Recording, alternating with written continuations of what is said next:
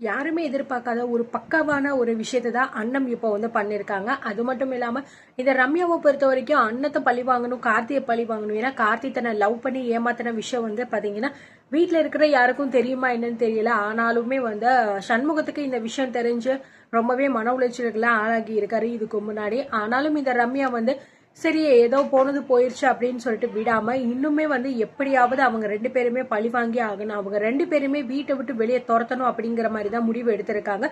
இப்போ அண்ணன் வந்து அது எல்லாத்தையுமே வந்து சுக்குநூறாக்கி ரம்யாவுக்கு வந்து உண்மையிலேயே வாழ்க்கைனா என்ன அப்படிங்கறத புரிய வைக்கிறதுக்கான ஒரு சில நேரம் வந்திருக்கு அப்படின்னே வந்து சொல்லலாங்க.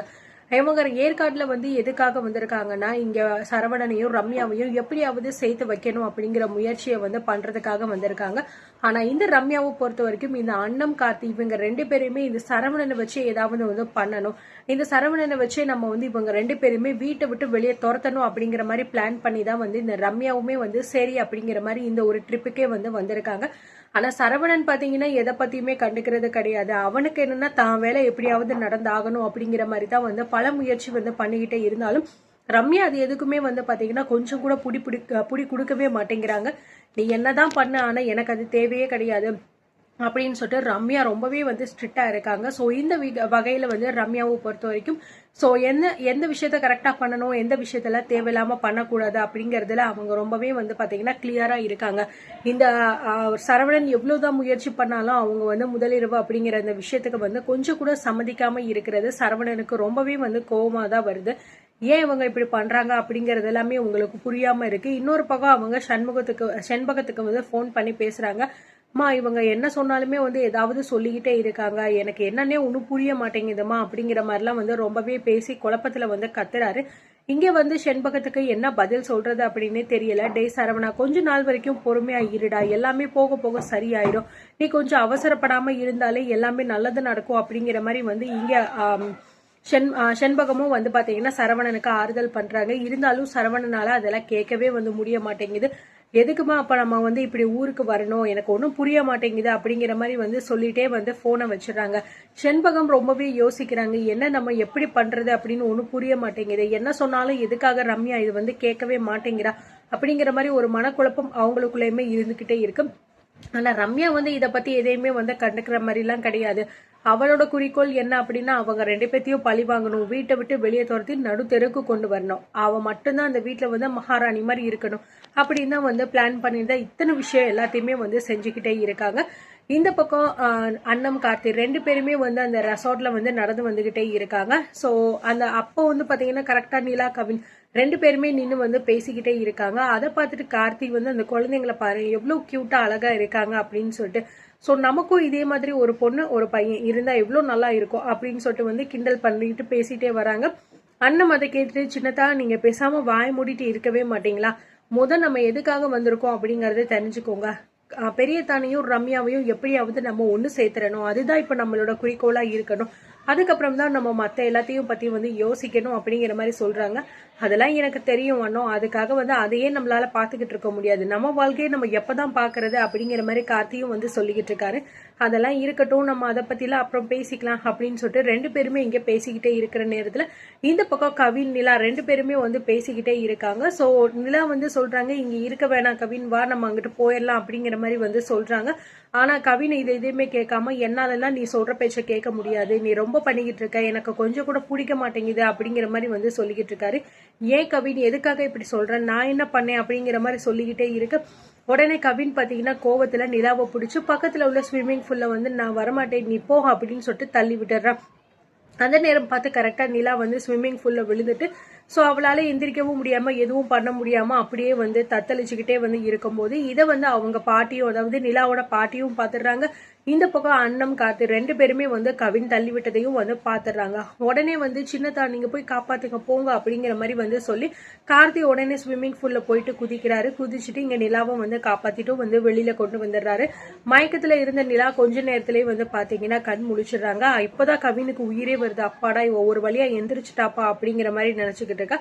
உடனே வந்து பாத்தீங்க அப்படின்னா அவங்க பாட்டியும் வந்துட்டு ரொம்ப நன்றி தம்பி, என் பேத்தியை காப்பாத்தி கொடுத்துட்டீங்க, நீங்க மட்டும் இல்ல அப்படின்னா என் பேத்திக்கு என்ன ஆயிருக்கட்டும் என்னால யோசிச்சு கூட பார்க்க முடியல அப்படின்னு ரொம்பவே வந்து வருத்தப்பட்டு அவங்க கிட்ட வந்து தேங்க்ஸ் வந்து சொல்றாங்க. பரவாயில்லமா இருக்கட்டும், இவங்க 2 பேரையுமே நீங்க எதுக்கு தனியா விட்டீங்க அப்படிங்கிற மாதிரி வந்து சொல்லிக்கிட்டு இருக்காங்க. அது மட்டும் இல்லாம இந்த பையன் தான் வந்து தெரியாதரமா தள்ளி விட்டுட்டான் போல இருக்கு. எதுக்காக கவின் நீ வந்து நிலாவை தள்ளி விட்டா, உனக்கு என்னதான் அவன் மேல கோவம் அப்படிங்கிற மாதிரி வந்து அவங்க பாட்டி வந்து கவினை பார்த்துட்டு கேட்கும் போது, இதை பார்த்துட்டு நிலா வந்து, பாட்டி நீங்க கவினை வந்து திட்டாதீங்க, அவன் ஒன்றும் பண்ணல, நான் தான் கால் தடுமாறி கீழே விழுந்துட்டேன் அப்படிங்கிற மாதிரிலாம் வந்து நிலா வந்து சொல்லி சமாளிக்க பாக்குறாங்க. இருந்தாலுமே அண்ணன் சொல்றாங்க, இங்க பாரு பாப்பா, உன்ன அந்த தம்பி தள்ளி விட்டதை நாங்களுமே வந்து பார்த்தோம், எதுக்காக நீ அவனை வந்து காப்பாத்தணும்னு நினைக்கிற அப்படின்னு சொல்லும் போது உடனே நிலா வந்து சொல்றா, கவின் வந்து என் ஃப்ரெண்டு, இப்ப நான் அவனை வந்து மாட்டி விட்டேன் அப்படின்னா அவங்க அப்பா அவனை வந்து பயங்கரமா அடிப்பாரு, அதனால நான் எதுவுமே வந்து சொல்ல மாட்டேன், தயவு செஞ்சு எனக்காக நீங்களுமே வந்து அவனை எதையுமே காட்டி கொடுக்காதீங்க, எனக்காக அவனை நீங்க மன்னிச்சு விட்டுருங்க அப்படிங்கிற மாதிரி நிலா வந்து சொல்றாங்க. இப்படி நிலா வந்து பேசுறதை கேட்ட அண்ணம் கார்த்திக் 2 பேருக்குமே வந்து நிலாவை ரொம்பவே வந்து பிடிச்சிருது. இந்த சின்ன வயசுல இவ்வளோ பெரிய ஒரு புத்திசாலித்தனத்தோட இந்த குழந்தை இருக்கு அப்படிங்கிற மாதிரி நினைச்சு ரொம்பவே வந்து பெருமைப்படுறாங்க. அது மட்டும் இல்லாம நிலா தன்னோட பேரையும் வந்து சொல்றாங்க. அதுக்கப்புறம் அவங்க 2 பேருமே பேசி முடிச்சுட்டு கிளம்பிடுறாங்க. கவின் கிட்டையும் சொல்றாங்க, இங்க பாரு தம்பி, உனக்கு என்ன கோபம் இருந்தாலும் இதுக்கப்புறம் இந்த மாதிரி எல்லாம் நீ பண்ணவே கூடாது, சோ சின்ன குழந்தைங்கன்னா அதுக்கேற்ற மாதிரி தான் நீங்க இருந்துக்கணும் அப்படிங்கிற மாதிரிலாம் வந்து கார்த்தி வந்து அட்வைஸ் எல்லாம் வந்து பண்ணி அனுப்பிடுறாங்க. ஆனா கவினை பொறுத்த வரைக்கும் இதுல எதையுமே வந்து மைண்ட்ல வாங்குற நிலைமையிலேயே வந்து சுத்தமா இல்ல. சரி ஏதோ சொல்றாங்க அப்படிங்கிற மாதிரி வந்து நினைச்சிட்டு அப்படியே வந்து போயிடுறான். அதுக்கப்புறம் பாத்தீங்க அப்படின்னா இங்க சரவணன் ரம்யா 2 பேருமே வந்து வெளியில போகலாம் அப்படிங்கிற மாதிரி வந்து கிளம்பி அப்படியே ரெசார்ட் பக்கம் அப்படியே நடந்து வந்துகிட்டே இருக்காங்க.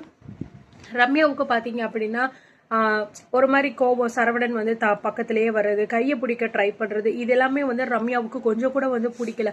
என்ன சரவணன் என்ன பண்றீங்க, உங்களுக்கு ஏதாவது வேலை இருந்தா போய் பாருங்க, எதுக்காக ஏன் கூடவே வரீங்க அப்படிங்கிற மாதிரி ரம்யா கேக்குறாங்க.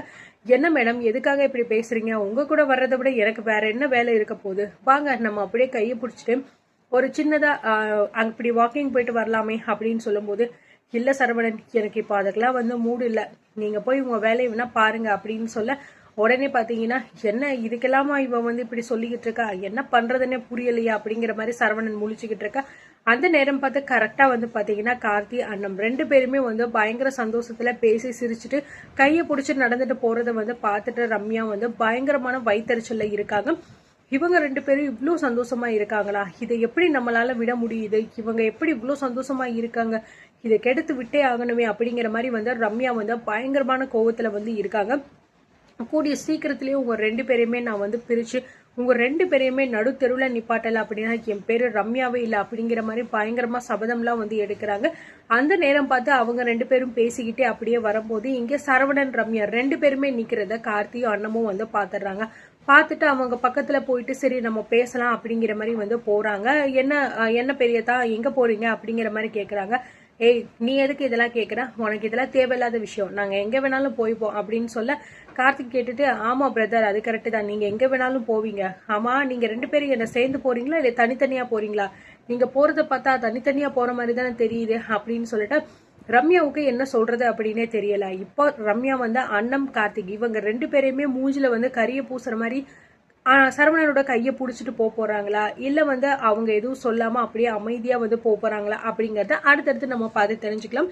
இது போல நிறைய வீடியோஸ் பார்க்கணும் அப்படின்னா நம்ம சேனலை சப்ஸ்கிரைப் பண்ணி வச்சுக்கோங்க.